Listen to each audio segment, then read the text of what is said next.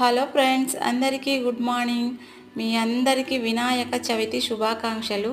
చాలా ఇయర్స్ తర్వాత బిందెతో నీళ్లు తీసుకొచ్చి చెట్టుకైతే పోస్తా ఉన్నా. ఒక్కసారిగా అలవాటు తప్పిపోయింది కదా, నీళ్లు తెచ్చేసరికి నడుము పట్టేసినట్టు అయిపోయింది నాకైతే. ఇంకా మీరు ఇక్కడ చూస్తున్నవి ఎర్రలు. వీటి గురించి చాలామందికి తెలియదు. ఈ ఎర్రలు ఎక్కువ బురద ప్రదేశాలలో ఇంకా వచ్చి నీళ్ళు ఎక్కువ ఉంటాయి కదా, అక్కడైతే ఉంటాయి. ఇప్పుడు చాలా వరకు ప్రభుత్వం వాళ్ళే చెప్తా ఉన్నారు, ఎర్రలు పెంచండి, అవి వ్యవసాయానికి చాలా ఉపయోగపడతాయనేసి.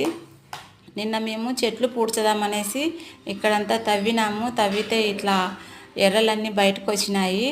వీటిని చూసి సడన్గా మా ఆయన అయితే షాక్ అయినారు. నేనైతే ఇంతకుముందు చాలాసార్లు చూసినాను ఎర్రలు. చాలామంది భయపడతారు పాములు అనేసి. పాములు కాదండి, ఎర్రలు. ఇవి చాలా ఉపయోగపడతాయి వ్యవసాయం